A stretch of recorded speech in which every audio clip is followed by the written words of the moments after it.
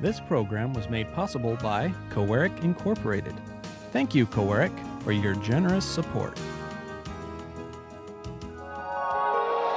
Heartbeat Alaska is brought to you in part by Brown's Electric Lighting Gallery.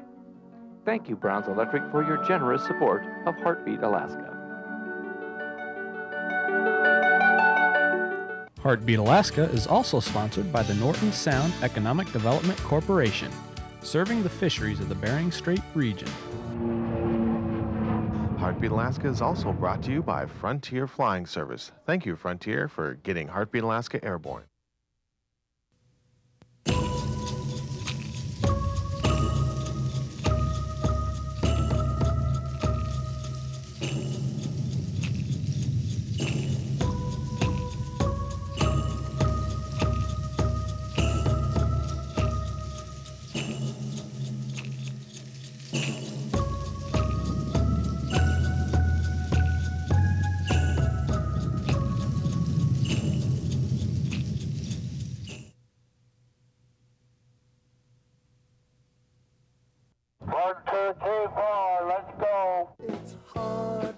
It's a fabulous show.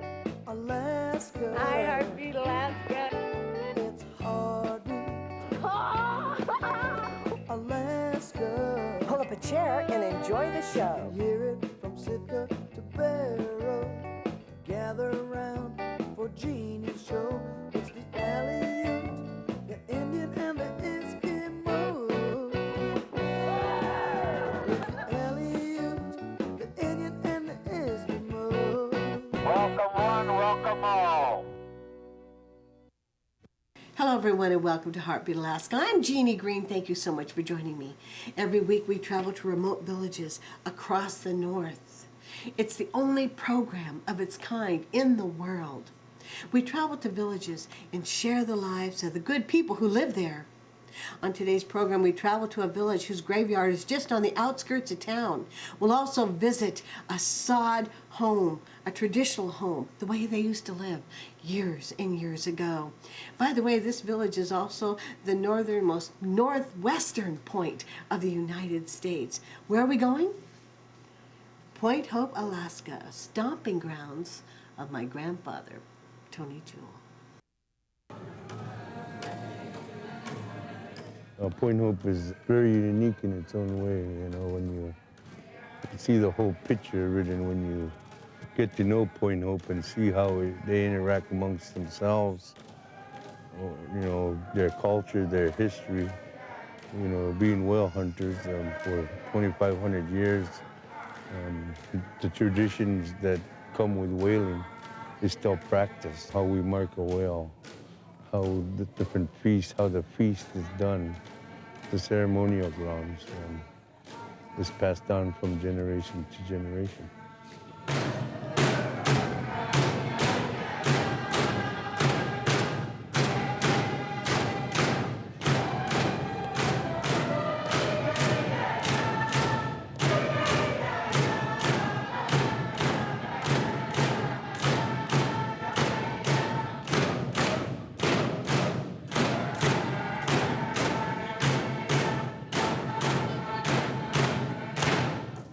Point Hope is located near the tip of Point Hope Peninsula, a large gravel spit that forms the westernmost extension of the northwestern Alaskan coast, 330 miles southwest of Barrow.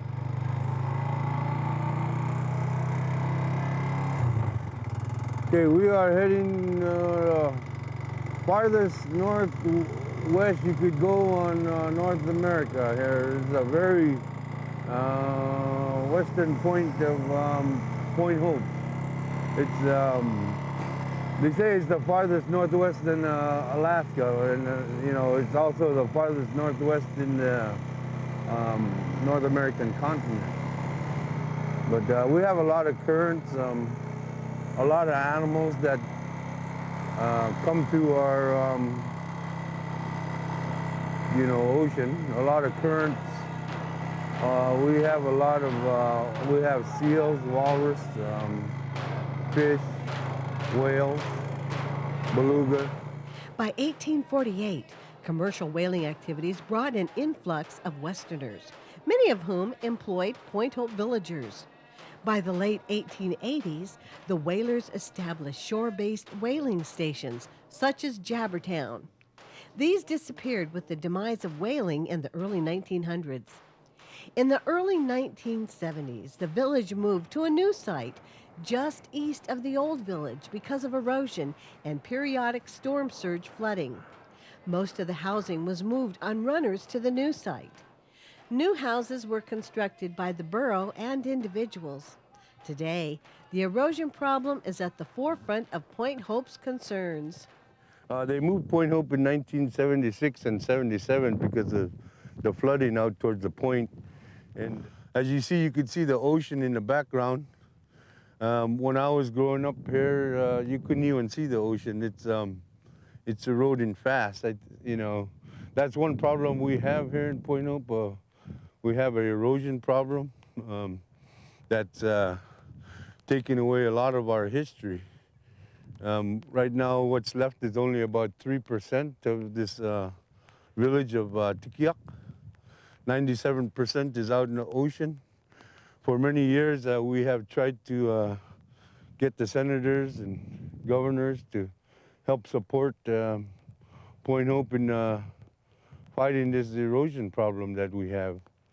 And for many years, we tried to stop it, and we still see open areas, and we still see our land being taken away by the ocean. We haven't gotten any funding. In the years past, they always said that there was, in order to have money to stop an erosion, you had to have something valuable. Well, back in the old days, it was sod houses. This to me is priceless. Having these old ceremonial whaling grounds, we've been here for thousands of years. This is a priceless area that is we're the oldest continuous inhabitants on North America, and we're seeing it washed away before our very eyes. Erosion is not a problem specific to Point Hope. All along the Alaska Peninsula, erosion is threatening many Native communities. But even closer to home, Point Hope is dealing with the loss of their people due to circumstances beyond their control. We still have a lot of health issues that we're trying to take care of. A high rate of cancer, stuff like that. And we have young people dying of cancer. We always heard of Project Chariot. The Army was here in the 50s. They did a bunch of tests. They did the iodine 131. They wanted to do an atomic bomb explosion over by Cape Thompson to build a deep water harbor. The underwater atomic detonation met resistance by locals, but other military testing is believed to be one of the causes of the high rates of cancer in Point Hope. A lot of our elders died of cancer, a lot of our young people, a few of our young people. I had a good buddy at the age of 29 that passed away of stomach cancer. We had a young girl at 20-something that died of cancer. I could probably go through this graveyard, and there's quite a few of them that should have lived a longer life but didn't due to cancer. A lot of our elders that were still kind of young that died of cancer. Whale bones serve as monuments for those who have passed on, reminders of a tie to the land and waters that have been a part of their culture forever. It's a whalebone graveyard of the Point Hope people. The Point Hope people buried their people above ground like the Indians on whalebone racks. Their belongings would be below them. Their stuff that was real vital throughout their survival in the Arctic. Their bows, their arrows, their harpoon, their walking stick they would knock, their knives. They would break them down below and break them and lay them below them, so that when he died, that that the spirit went free with him.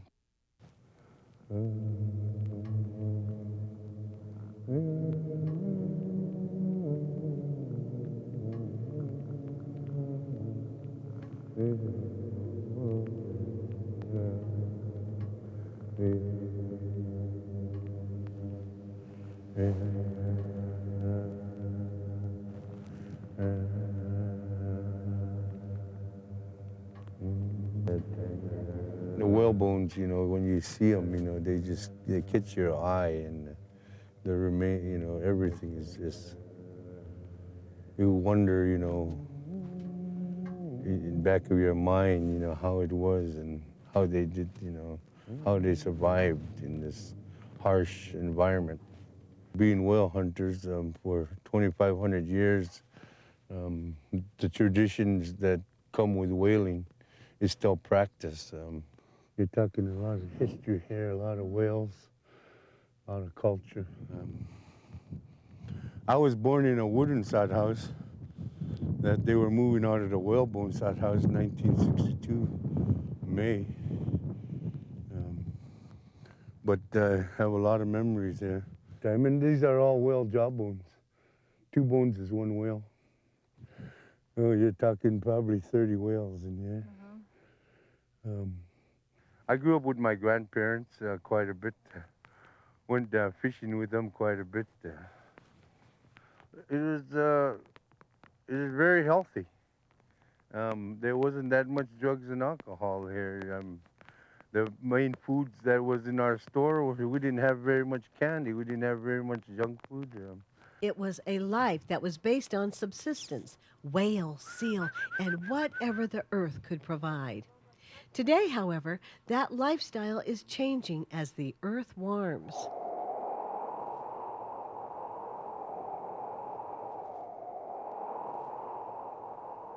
The Tikiakmi people are like, we live in a cycle, you know. We've always done things in this certain cycle of hunting at different seasons, hunting different animals to prepare for that time when we're out on the ice, to make sure we have enough skins to keep warm, to have enough food to spend time out on the ice, and you know, animals that we prepare, like the ugruk skin, to put on our skin boats. But we see this change that is coming before us. It's like the weather is changing, the currents are changing, we're seeing different things washing up on our beaches, where we notice the ice isn't as thick as it is. And we also see the currents, you know, they say the currents are gonna change, and you know, what is it gonna do for us, you know? It's gonna bring different animals to us. What is it gonna do with the existing animals that come to us already, you know? Are gonna be animals coming from other places, or, you know, we notice that it takes longer for our ocean to freeze, you know, in the fall time. It's later, you know, it's sometimes in late October, early November. I mean, that's late, you know, to finally get ice. We have open water in December sometimes, you know. Sometimes even in February, they seen whales in February when we don't actually see them till April. I mean, we're talking a couple months earlier.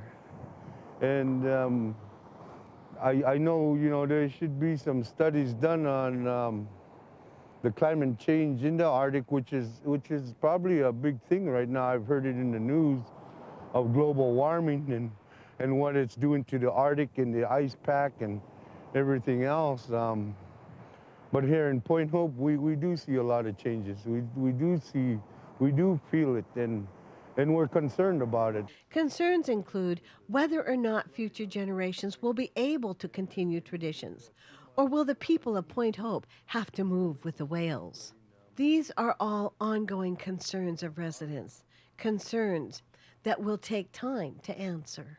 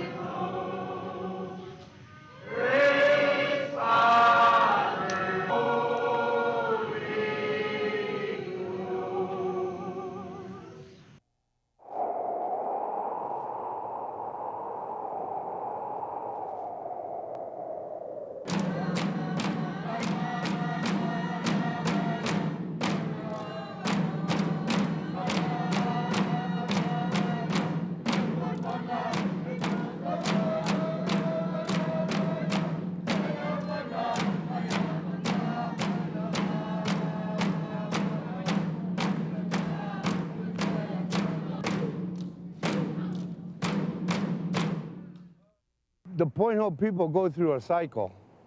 There's a cycle of life that we have that's been a cycle for us for thousands of years, you know, hundreds of years. You know, there's always something to do every month. There's always something to prepare for, whether it's hunting the ugruk skins and preparing the skins, hunting the ugruk for our skin boats, for our food supply, for our meat, preparing the ice cellars, catching the fish, picking berries. Every month there's always something that is hunted in order for us to prepare for the dark months, for the winter, for the cold nights, for the feasts that will happen, for the celebrations, for of the whale and all the animals, the gift of everything. During the dark months, we have a lot of games of endurance, of strength, and sharing and giving and feeding each other. The food that we got off from the land, the ocean, the sky, you know, the respect for all God's creations, you know, for without them we wouldn't be who we are. The Fun Run, an annual race to kick off the new school year. Contestants of all ages compete in the Fun Run, including elders who compete in the gag race, where the #1 place winner receives a broken TV remote. This Fun Run from September 2005 was followed by an award ceremony and potluck, where locals came together for feasting and dancing. After the awards were handed out, the drumming began.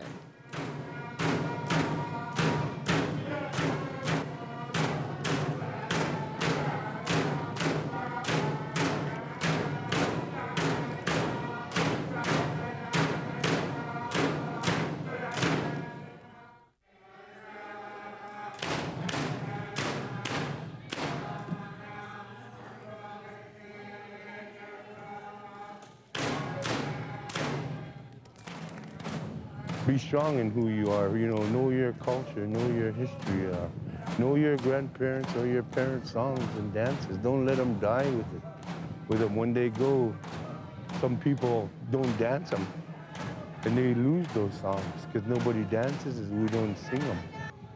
And a lot of the songs are dying because some of their families don't dance. And that's why we always, you know, we go in school and we want the students to know where they come from, know who they are. You know, we're one of the oldest continuous inhabitants on North America. We've been doing this for thousands of years. Don't let this generation lose it.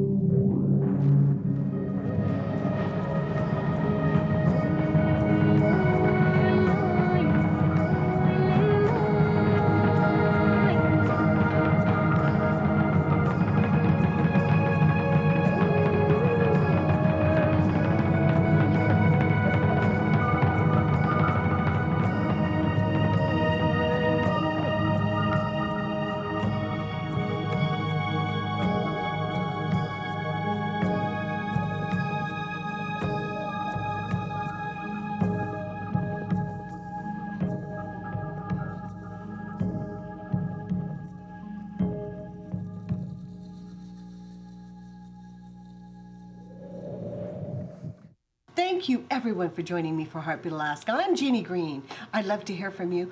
Why don't you call me? And hey, if you're in town Christmas shopping or just plain old shopping and you recognize me, won't you come up and say hello? I'd love to meet you and find out where you're from. Also, I'd like to convince you to run home and get your camcorder out and get me greetings. Please do. We still have time. Get your camcorder out and get me greetings. Christmas hellos from your village. God bless every one of you. I'll see you again next week. 30 miles off the coast of Alaska in the Bering Sea lies Nunavak Island, home to the Inupiaq people of Inupiaq. We recently received a tip that one of Santa's reindeer, Rudolph, was vacationing on Nunavak Island visiting relatives. With Christmas so close, we thought we better travel out to Nunavak Island to remind Rudolph that millions of children were depending on him to guide Santa's sleigh across the world. With nearly 4,000 reindeer roaming the island, this would be no easy task. Wait a minute. Did you see that? I'm not sure, but I think I just saw Rudolph. There's only one reindeer I know that has a bright red nose.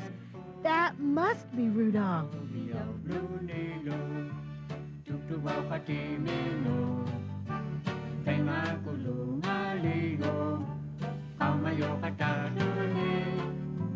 It looks like Rudolph got the message and is heading towards the North Pole with a new recruit. Don't worry, kids. It looks like all is well this Christmas season. I'm waiting because I don't want to get a disease. I have a future ahead of me, and I don't want to mess up my life. If my husband asks me if he's the first, I want to say yes. Yes. Because I respect myself. I have so much going for me. A child would only slow me down. I'm trying to break a cycle. Sex is a very special thing I only want to share with one person. There are too many consequences, STDs. The union between two people. I would always regret it. I'm protecting my heart. Waiting doesn't make you less of a man. I'm waiting because it's the most precious gift I can give. There are two sides to a man. One side is the animal, nothing but selfish pleasure. You know, the kind of man that leaves women and children alone. But the other side, now that's honorable. It's a part of you that desires to do what's right and always do your best. When you make a decision to wait to have sex, you've chosen honor. You've chosen not to expose anyone to pregnancy or disease. Because you're more than just sperm and child support. You're a man, now animal or honorable. What side controls you?